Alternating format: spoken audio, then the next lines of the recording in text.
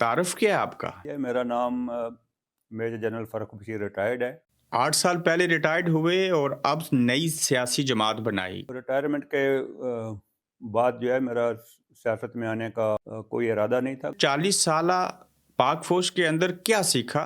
पाक फ़ौज जो है एक बड़ी डिसिप्लिन्ड ऑर्गेनाइजेशन है। उसका एक अपना रूल्स, रेगुलेशन, लॉज़ हैं। उसमें आप बड़ा डिसिप्लिन सीखते हैं और आपका थॉट प्रोसेस जो है वो अगर कोई आप एम बनाते हैं उसके ऊपर आप फ़ोकस हो जाते हैं। आप लोग 40 साल फौज के अंदर नौकरी करने के बाद, इतने बड़े ओहदे से रिटायर्ड होने के बाद कभी नादरा के चेयरमैन बनते हैं, कहीं स्टॉक एक्सचेंज में लग जाते हैं, कहीं किसी और इदारे में लगते हैं और साथ में अब आप सियासत भी करेंगे। इसकी वजह आप लोगों के अंदर ज़्यादा मुल्क और कौम और मज़हब के लिए फ़िक्र है। उसका मेरी इस जद्दोजहद से कोई ताल्लुक नहीं है। ये क्रिटिसिज़्म कि पाक आर्मी वाले 40 साल करके नादरा में जाते हैं, जिधर जाते हैं, तो वो ना मेरा उसके साथ कोई ताल्लुक है, ना मैं उस पॉलिसी मेकिंग में हूँ। तो इसका कोई मतलब नहीं है कि जो आर्मी में चला गया वो बहुत अच्छा हो गया, जो सिविल में रह गया वो ख़राब हो गया और वाइस वर्सा। अगर आप स्टडी वर्क या विजिट वीज़ा पर बरतानिया जाना चाहते हैं या फिर चीन में तालीम हासिल करने के ख्वाहिशमंद हैं, तो अभी जीडी कंसल्टेंसी से राब्ता कीजिए। हमारे एक्सपर्ट्स एप्लीकेशन से लेकर वीज़ा अप्रूवल तक आपकी खिदमत में हाजिर हैं। स्क्रीन पर दिए गए नंबर्स पर राब्ता कीजिए। अस्सलाम वालेकुम, आप देख रहे हैं गोरखतंदा अबरार कुरैशी, आपसे मुखातिब हूँ। आज हम बात करेंगे फ़र्रुख बशीर साहब से। 40 साल पाक फौज के अंदर खिदमत दी, खिदमत अंजाम देने के बाद एक नई सियासी जमात बनाई जिसका नाम है तहरीक तरक्की व कमाल। इतनी उम्र गुजर चुकी, मुल्क के लिए 40 साल खिदमत अंजाम दी, अब सियासत के अंदर आके अवाम की, मुल्क की, कौम की और यकीनन मज़हब की भी ये खिदमत करना चाहते हैं। ये ख्याल कैसे आया, ये हैं कौन, ये कैसे हैं, इस सिलसिले में फ़र्रुख बशीर साहब से बात करेंगे। अस्सलाम वालेकुम। वालेकुम अस्सलाम। अब्रार साहब क्या हाल हैं, ठीक हैं? मैं खैरियत से हूँ, उम्मीद है आप खैरियत से होंगे। सबसे पहले मैं पूछना चाहता हूँ कि तारुफ़ क्या है आपका? नाम तो आपने बता ही दिया है। मेरा नाम major general Farrukh Bashir retired है और मैं रावलपिंडी की तहसील कोटली सतियाँ का आगे गाँव है करोर, वहाँ का रहने वाला हूँ। मैंने आर्मी 1976 में जॉइन की और 2016 में मेजर जनरल के रैंक पे रिटायर हुआ। ये मुख्तसर तारफ़ है मेरा। 8 साल पहले रिटायर्ड हुए और अब नई सियासी जमात बनाई। कब, कैसे ख़्याल और नज़ूल हुआ? ये रिटायरमेंट के बाद जो है मेरा सियासत में आने का कोई इरादा नहीं था। अगर कोई ऐसा इरादा होता तो मैं 2018 में सियासी करियर का आगाज़ कर लेता। क्योंकि आर्मी से रिटायर होने के बाद 2 साल तक आप पॉलिटिकल एक्टिविटी नहीं कर सकते, उसके बाद कर सकते हैं। लेकिन मेरा कोई ऐसा इरादा नहीं था, लेकिन मुल्क के जो हालात बनते जा रहे हैं पिछले 8-10 साल से, और उसमें कोई भी मुहब्बिल वतन इंसान जो है वो बैठ के खामोश तमाशाई तो नहीं बैठ सकता। तो मैंने सोचा कि बजाय बैठ के करीब करते रहने के, जो चीज़ मुझे समझ में आ रही है, जो रास्ता मुझे सामने नज़र आ रहा है जो अपनाना चाहिए, वो कौम को भी बताता हूँ, उनके सामने अपना केस रखता हूँ, भई ये सीधा रास्ता है। इस पे ही चल के तो हम अक़वाम आलम में कुछ पुरवकार कौम के तौर पे सामने आ सकते हैं। तो मोहतरम फ़र्रुख बशीर साहब, पाकिस्तान के अंदर दर्जनों नहीं सैकड़ों यकीनन जमातें हैं इस वक्त। इतनी तमाम सियासी जमातों के होने के बावजूद आपकी जमात बाकियों से कैसे मुख्तलिफ होगी या है? मेरी जमात जो है वो दूसरों से इस तरह मुख्तलिफ है कि मैं इसको मियरली एक पॉलिटिकल पार्टी नहीं कहता। मेरी नज़र में ये एक सोशो पॉलिटिकल मूवमेंट है, बिकॉज़ आई बिलीव कि सियासत जो है वो एक मुआशरे में ही पनपती है और मुआशरती रवैये जो हैं वो सियासत के ऊपर असरअंदाज होते हैं। तो व्हेन आई से कि ये सोशो पॉलिटिकल मूवमेंट है, तो इसका मतलब है कि हम अपने अवाम के साथ जो उनकी गलतियाँ हैं उनको भी हाईलाइट करेंगे और उनको बताएंगे कि ये नहीं करनी चाहिए, और उनको पर्सनल एग्जांपल दे के बताएंगे कि ऐसे करें। हमारी जो अक्सर जमातें हैं वो सियासत कर रही हैं, उनका मेन मकसद हुकूमत में आना है। हमारा मेन मकसद ये नहीं है। हमारा मेन मकसद ये है कि किसी तरीके से कौम को बनाया जाए, कौम को सीधे रास्ते पे लगाया जाए। तो ये एक बहुत फंडामेंटल डिफरेंस है। 40 साल पाक फौज के अंदर रहे, यकीनन कई जंगें लड़ी होंगी। कितने आर्मी चीफ आपकी नज़रों के सामने से गुजरे, रिटायर्ड हुए, दुनिया से चले गए। جو شخص میجر جنرل کے عہدے کے اوپر فائز رہا ہو، ریٹائرڈ ہو گیا، اس نے 40 سالہ پاک فوج کے اندر کیا سیکھا؟ پاک فوج جو ہے ایک بڑی ڈسپلنڈ آرگنائزیشن ہے. اس کا ایک اپنا رولز ریگولیشن لاز ہیں. اس میں آپ بڑا ڈسپلن سیکھتے ہیں اور آپ کا تھاٹ پروسیس جو ہے وہ اگر کوئی آپ ایم بناتے ہیں اس کے اوپر آپ فوکس ہو جاتے ہیں. تو باقی اس کی ایک پروفیشنل جو ذمہ داریاں ہیں وہ ایک ڈفرینٹ ہے آل ٹوگیدر. ایک سول سوسائٹی میں آ کے ایک پولیٹیکل پارٹی بنانا، ایک سوشل پولیٹیکل جدوجہد کرنا، اس لحاظ سے میرے خیال میں جو کچھ آرمی میں سیکھا وہ تو اس فیلڈ میں زیادہ کام نہیں آئے گا. لیکن جب ہم اس فیلڈ میں تھے تو جو اس کی ریکوائرمنٹ تھی وہ اللہ کے فضل سے بالکل پوری جانداری سے پوری کی ہیں. پاک فوج ایک نہایت ہی ڈسپلنری ادارہ ہے، اس کے اندر بڑے ایتھکس ہیں، اصول ہیں، ساری چیزیں ہیں، اس میں کوئی دو رائے نہیں ہے. آپ لوگ 40 سال فوج کے اندر نوکری کرنے کے بعد، اتنے بڑے عہدے سے ریٹائرڈ ہونے کے بعد، کبھی نادرا کے چیئرمین بنتے ہیں، کہیں اسٹاک ایکسچینج میں لگ جاتے ہیں، کہیں کسی اور ادارے میں لگتے ہیں، اور ساتھ میں اب آپ سیاست بھی کریں گے. اس کی وجہ آپ لوگوں کے اندر زیادہ ملک اور قوم اور مذہب کے لیے فکر ہے؟ دیکھیں یہ جو آپ نے وہ مثالیں دی کہ وہ نادرا کا چیئرمین لگ جاتے ہیں یا دوسرے لگ جاتے ہیں، اس کا میری اس جد و جہد سے کوئی تعلق نہیں ہے. اور یہ جو میں جد و جہد کر رہا ہوں یہ پیورلی میری اپنی ایک آپ کہہ لیں کہ I take it as my calling, کہ اگر ملک آپ کا جو ہے وہ ڈوب رہا ہے اور آپ کے ذہن میں اس کا کچھ حل بھی ہے تو میں وہ حل کی طرف جا رہا ہوں. یہ کرٹیسزم کہ پاک آرمی والے 40 سال کر کے نادرا میں جاتے ہیں، جدھر جاتے ہیں، تو وہ نہ میرا اس کے ساتھ کوئی تعلق ہے، نہ میں اس پالیسی میکنگ میں ہوں. اس کے اوپر میں آپ کو کوئی جواب نہیں دے سکتا. یہ میرے دائرہ کار سے باہر ہے، یہ میری اسٹرگل سے باہر ہے. تو جو ملک ڈوب رہا ہے، 77 سالوں سے ڈوب رہا ہے، اس کو ڈبونے میں کردار کس کا ہے؟ اس میں ہم سب کا کردار ہے. میری جو سوچ ہے اس کو میں کبھی بھی کمپارٹمائزیشن میں نہیں لے کے جاتا کہ یہ آرمی نے یہ کر دیا، یہ پولیس نے یہ کر دیا، یہ سیاستدانوں نے یہ کر دیا. آپ کو جب آپ نے پوچھا تھا کہ آپ کی یہ جدوجہد ڈفرینٹ کس طرح ہے، تو میں نے آپ کو اس وقت بتایا تھا کہ یہ ایک سماجی اور سیاسی جدوجہد ہے جس میں ہر چیز جو ہے وہ ایک سماج کے مطابق ہے. آرمی بھی اسی سماج سے آتی ہے. میں لوگوں کو اکثر مثال دیتا ہوں کہ ہم 6 بھائی تھے، اس میں سے 3 جو ہے وہ آرمی میں آفیسر سلیکٹ ہو گئے، 3 سول میں رہ گئے. تو اس کا کوئی مطلب نہیں ہے کہ جو آرمی میں چلا گیا وہ بہت اچھا ہو گیا، جو سول میں رہ گیا وہ خراب ہو گیا، اور وائس ورسا.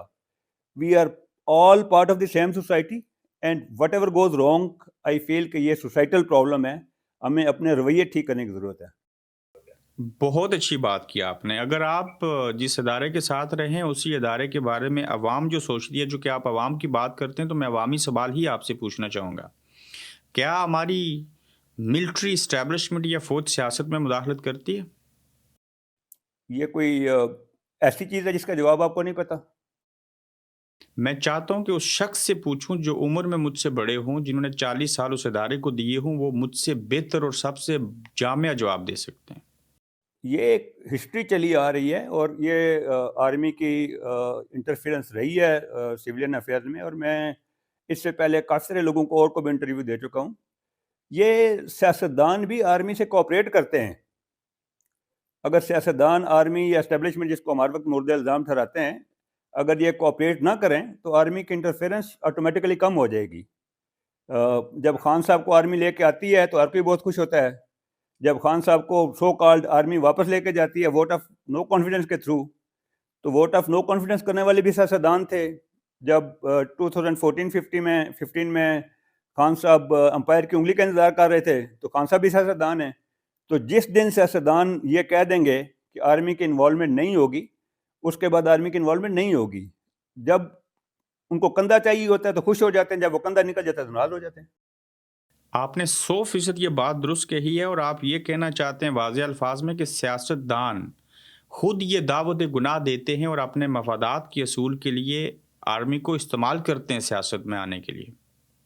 بالکل ایسے ہی ہے. میں نے اس کے بعد میں آپ کے جو میرے پاس ہے ان کو ایک اپنی ویڈیو بھیجوں گا، کوئی 1.5 منٹ کی ویڈیو ہے. یہ 8 فروری کے انتخابات سے تقریباً 10 دن پہلے کی ویڈیو ہے. وہ میں نے ایک ویڈیو ریکارڈ کی تھی. انفیکٹ میں نے پریس کانفرنس کی تھی. اس میں نے کہا تھا کہ یہ انتخابات جو ہو رہے ہیں یہ سب سے زیادہ متنازع انتخاب ہوں گے، اور جتنے بھی سیاستدان ہیں ان کو چاہیے کہ ناقبت اندیشی سے کام نہ لیں بلکہ جمہوریت کو مضبوط کریں. تو یہ سب سیاستدانوں کے اپنا کیا ادارہ ہوتا ہے. اگر وہ جمہوریت پہ اصل میں بلیو کرنے شروع کر دیں تو انشاءاللہ جمہوریت ملک میں ٹھیک ہو جائے گی. 8 فروری کے انتخابات سے پہلے آپ نے کہہ دیا کہ یہ انتخابات فری اینڈ فیئر نہیں ہوں گے. آپ کو یہ نزول کیسے ہوا اور آپ کو کیسے پتا تھا ہونے سے بھی پہلے؟ رول تو مجھے نہیں ہوا تھا، رول تو وہ انبیاء کے اوپر ہوتا ہے. مجھے ایک انسٹنکٹ جو تھی اپنی، وہ میرا کسی کے ساتھ کوئی تعلق نہیں ہے، لیکن مجھے لگ رہا تھا جس طرح وہ مینپولیشن ہو رہی تھی اس سے مجھے لگ رہا تھا کہ شاید یہ انتخابات جو ہے وہ زیادہ فیئر نہیں ہوں گے. اور ویسے یہ کبھی بھی اتنے فیئر نہیں ہوئے. اس طرح چونکہ سوشل میڈیا پر زیادہ ایکٹیو ہو گیا چیز ہو گیا، ادروائز انتخابات سم ہو دی ادر ایسے ہی ہوتے رہے پہلے بھی.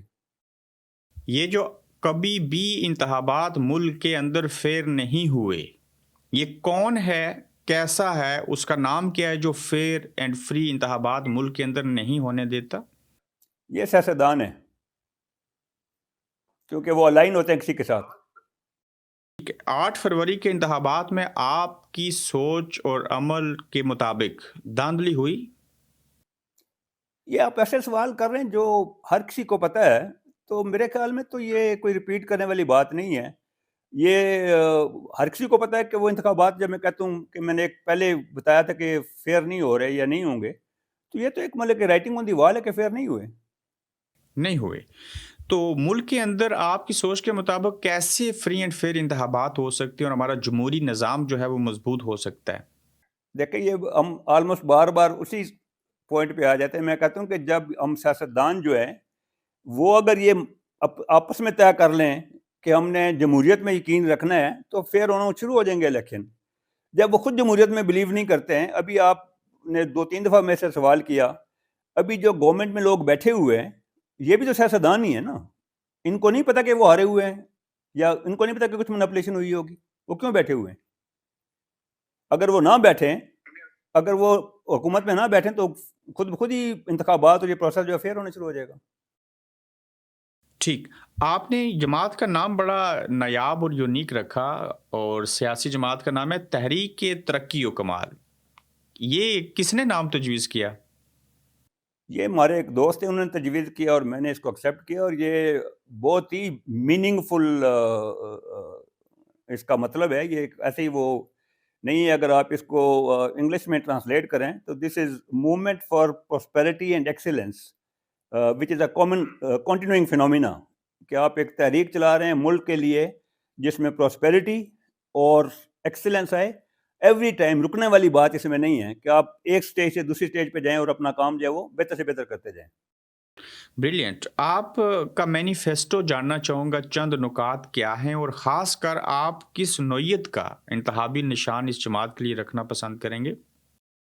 انتخابی نشان تو مجھے مل گیا ہے، اور اللہ کے فضل سے ایسا ملا ہے جو کہ میں آئی فیل کہ وہ بڑا اپروپریٹ ہے. وہ ہمیں مل گیا ہے دوربین، کہ آپ دور تک دیکھ سکتے ہیں. آپ کل کے خالی الیکشن تک نہیں دیکھتے بلکہ آپ دیکھتے ہیں کہ قوم کو کیسے بنانا ہے. یہ ایک لمبا سفر ہے، تو اس کے لیے تو میں بہت سیٹسفائیڈ ہوں کہ یہ وہ ہے بڑا اچھا ہمیں ملا ہے. تو جو آپ نے مینیفیسٹو کی بات کی ہے اس کے میں آپ کو چند ایک چیزوں کے بارے میں بتاؤں گا. ویسے تو مینیفیسٹو ایک کافی بڑی چیز ہوتی ہے، مختلف چیزیں آپ اس میں ڈسکرائب کرتے ہیں. سب سے پہلے تو یہ ہے کہ میں اپنی قوم کو ریئلزم کی طرف لانا چاہتا ہوں کہ لیٹس فرسٹ فگر آؤٹ کہ ہم بحیثیت قوم اخلاقی طور کے اوپر، معاشی طور کے اوپر کس جگہ کے اوپر کھڑے ہیں. اس جگہ کا تعین کر کے تو لیٹس گو ایٹ، اس کے آگے چلیں. کیونکہ زیادہ تر ہمیں چیزیں جو ہے نا وہ جھوٹ سچ بتائی جاتی ہیں، اور بہت کم ہوتا ہے کہ لوگ کوئی بھی سیدھی جا کے بات کرتے ہیں. تو میں اکثر لوگوں کو یہ کہتا ہوں کہ ایک لیڈر اگر کوئی ہے، سیاستدان کی میں بات نہیں کرتا، ایک لیڈر اگر کوئی ہے تو وہ جھوٹا نہیں ہو سکتا. یہ ایک چیز بڑی وہ ایک ڈائیکاٹمی ہو جائے گی کہ اگر ایک بندہ جو راستہ دکھانے والا ہے وہی جھوٹ بولنے شروع کر دے. تو پہلا تو یہ ہے کہ ہم کہتے ہیں لوگوں کو کہ ریئلزم کی طرف آئیں، اپنی جو حالات ہیں ان کو ایکسیپٹ کریں، اپنی معاشرتی غلطیوں کو ایکسیپٹ کریں کہ ہمارے معاشرے میں کافی منافقت ہے، جھوٹ ہے. یہ this is one part of the struggle. دوسرا جو بالکل چیزیں کرنے والی ہیں وہ یہ ہے کہ ہمارے ملک میں 40-45% ڈکلیئرڈ لوگ الٹریٹ ہیں. اور آپ تو ماشاءاللہ یو کے میں بیٹھے ہوئے ہیں، ورلڈ اسٹینڈرڈ کے مطابق میں بھی ہماری قوم جو ہے وہ 20% کے قریب لٹریٹ ہوگی. تو پہلا تو ہمارا ایمفسس یہی ہے کہ اس ملک میں ایجوکیشن اور اسکل کی ایمرجنسی ہونی چاہیے کہ لوگوں کو آپ ایجوکیشن دیں اور اسکل کی طرف لے کے جائیں. اور اس کے ساتھ ساتھ ہی دوسرا جو ہمارا وہ ہے وہ یہ ہے کہ قومی یکجہتی کرنا. ملک میں مختلف جگہوں کے اوپر کافی ڈسکنٹینٹمنٹ ہے، اس کو ختم کرنا اور ملک میں امن قائم کرنا. جس وقت تک ملک میں انصاف اور امن نہیں ہوگا اس وقت تک کسی قسم کی پراسپیرٹی یا ڈیولپمنٹ نہیں ہو سکتی. اور اس کے علاوہ اور کافی ساری چیزیں ہیں جس طرح ہمارے ملک میں ڈیولیوشن آف پاور نہیں ہے. ابھی آپ جن کا پہلے ذکر کر رہے تھے پارٹیوں کا، وہ کتنی بار حکومتوں میں آئی ہیں لیکن جو لوکل گورنمنٹس ہیں ان کی طرف کوئی جانا نہیں چاہتا. جس وقت تک ہمارا ایک مائنڈ سیٹ ڈیموکریٹک نہیں بنتا اس وقت تک تو ہم ڈیموکریسی میں نہیں جا سکتے. بالکل ایسا ہی ہے. تو کتنے لوگ ہیں آپ کی جماعت کے اندر اس وقت؟ یہ میں آپ کو ایگزیکٹ نہیں بتا سکوں گا کیونکہ ایک فارمل طریقہ ہوتا ہے. ابھی ہم نے وہ شروع کیا کہ جو آپ کے ساتھ آتا ہے تو ہم اس کو فارم دے دیں گے، فارم فل کر دیں. ویسے جب میں نے یہ اسٹرگل شروع کی تھی تو آپ ماشاءاللہ کافی سمجھدار آدمی ہیں. کچھ اتنی انوائرمنٹ نئی جماعت کے لیے اتنی اچھی نہیں تھی. اور مجھے ایک انٹرویو میں ایک اینکر نے پوچھا کہ جی آپ کیا سمجھتے ہیں کہ کتنی سپیس ہے، تو میں نے اس کو تھوڑا سا سرپرائز کیا. میں نے کہا بڑی سپیس ہے. تو انہوں نے کہا جی وہ کیسے؟ تو میں نے کہا اس ملک میں اتنا جھوٹ بولا گیا ہے کہ جو بھی سچ بولے گا وہ سپیس بنا لے گا.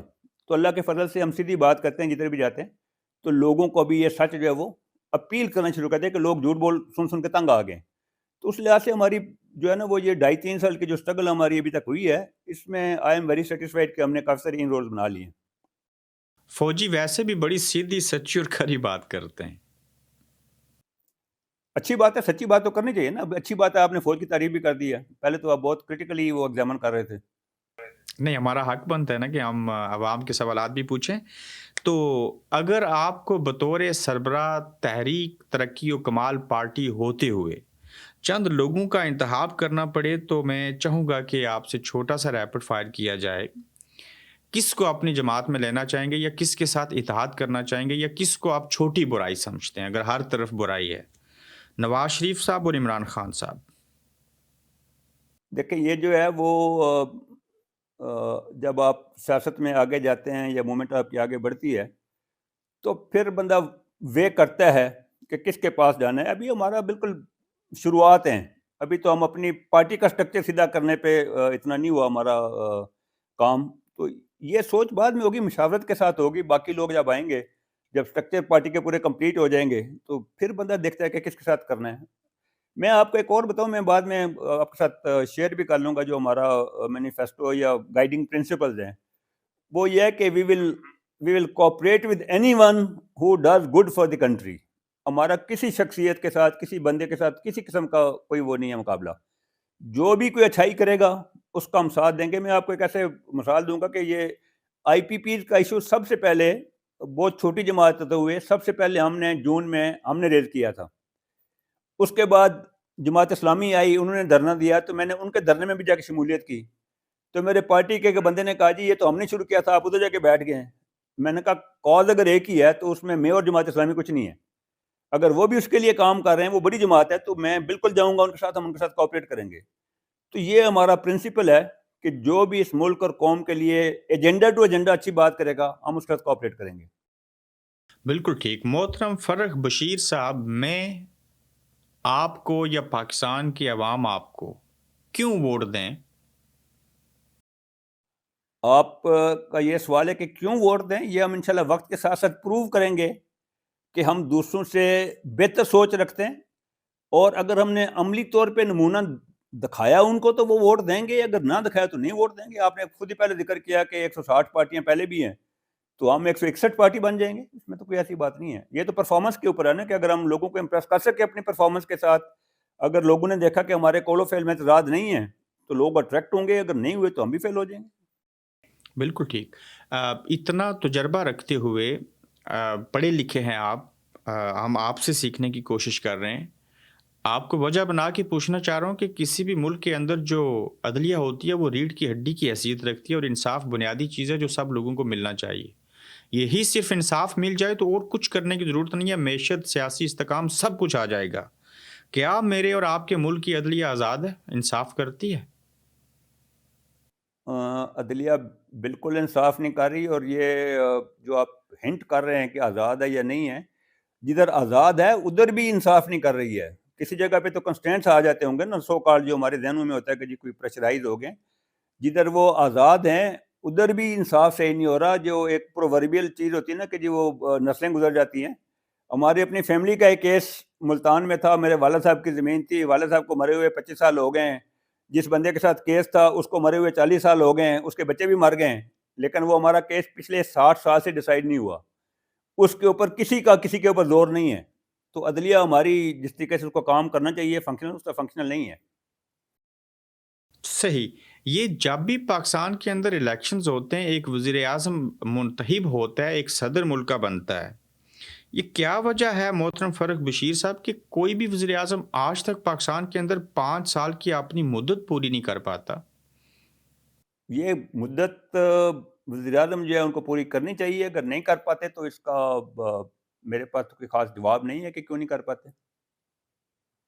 40 سالہ دور فوج کے اندر جو آپ نے نوکری کی، کتنی جنگیں لڑی اور کس طرح کے واقعات رونما ہوئے؟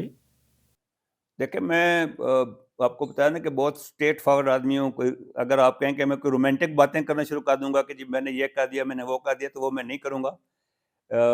میں جس جگہ پہ بھی جاتا ہوں یہی سب سے پہلے دعا کرتا ہوں کہ اللہ تعالیٰ مجھے جھوٹ، منافقت اور غلط بیانی سے بچائے. ہمارے وقت میں کوئی آمین. میجر جنگ اس طرح ہے کہ 1965 یا 71 پراپر وار جو ہے وہ نہیں ہوئی ہے. باقی جو چھوٹے کانفلکٹ رہے، سیاچن پہ میں رہا ہوں، آپ کے ایریے میں رہا ہوں، یہ جو آزاد کشمیر میں نے بریگیڈ کمانڈ کی ہے، تو یہ اسکرمشیز میں ان کو کہوں گا یا چھوٹے لیول کے آپریشن کہوں گا. ایک بڑی وار جو ہوتی ہے اس طرح کا چیز وہ نہیں ہے. دہشت گردی کے خلاف جو آپریشنز ہیں یہ بھی چھوٹی نیچر کے ہوتے ہیں، ان میں بھی میں نے پارٹیسپیٹ کیا ہے. اور ایسے ہی آپ کو بتانے کے لیے کہ میرا زیادہ ٹائم جو ہے وہ پاکستان کی اسپیشل سروس گروپ میں گزرا ہے، تو اس لیے جو مین اسٹریم آرمی بھی ہے میں تقریباً ان سے بھی ہٹ کے زیادہ ٹائم کمانڈوز میں ہی رہا ہوں. کمانڈرز میں رہے. محترم، میں اپنے ادارے کے ساتھ ایفیلیٹ رہوں یا آپ آرمی کے ساتھ 40 سال رہے ہیں، انسان جہاں 40 منٹ بھی ٹھہر جائے اس کے ساتھ ایک لگاؤ ہو جاتا ہے. جب آپ ہی کی ادارے کے کسی سربراہ کے اوپر، میری مراد جنرل باجوہ کی مثال دوں گا، جب ریٹائرڈ ہو جائیں یہ کہا جائے کہ 12 ارب روپے کی انہوں نے کرپشن کی اور اثاثے بنائے، تو آپ کو دکھ اور افسوس ہوتا ہے ایسی چیزوں کے اوپر؟ دیکھیں یہ ابرار صاحب خالی میں نے 40 سال نہیں گزارے. میرے علاقے میں زیادہ تر لوگوں کی یہی ہسٹری ہے. میرے پردادا بھی فوج میں رہے، میرے پڑنانا بھی فوج میں رہے ہیں. جیسے میں نے انٹرویو کے شروع میں آپ کو بتایا تھا کہ میرے دو بھائی بھی آرمی تھے، میرے ماموں بھی آرمی میں تھے. تو یہ جب آرمی کے خلاف کچھ ایسی باتیں ہوتی ہیں یا آرمی چیف کے خلاف ایسی باتیں، تو ڈیفینیٹلی آپ کو دکھ ہوتا ہے کہ ایسا نہیں ہونا چاہیے. آپ کے نزدیک ملک کے اندر جو جمہوری نظام ہے، جس کے سیاستدان ہی جو ہیں وہ بینیفیشری بھی ہیں اور انہی کی وجہ سے جمہوریت مضبوط نہیں ہو رہی، تو کیا اس کا حل یہی ہے کہ کوئی مساق جمہوریت ہو اور تمام سیاستدان ایک اور نیک ہو کے اس جمہوری نظام کو آگے بڑھائیں؟ بالکل ایسا ہی ہے. یہ تو میں نے آپ نے مطلب کہ تھرو آؤٹ میں یہی ایمفسائز کرتا رہا ہوں کہ جس وقت تک سیاستدان آپس میں اکٹھے نہیں ہوتے اور یہ نہیں کر لیتے کہ جی ہم نے کوئی ایکسٹرا چیز کو ایکسیپٹ نہیں کرنا، تو اسی صورت میں جمہوریت قائم ہو سکتی ہے. جس وقت تک اگر وہ سپیس بنائیں گے کسی اور کی مداخلت کی، تو پھر وہ جب سپیس بنتی ہے تو مداخلت بھی ہو جاتی ہے.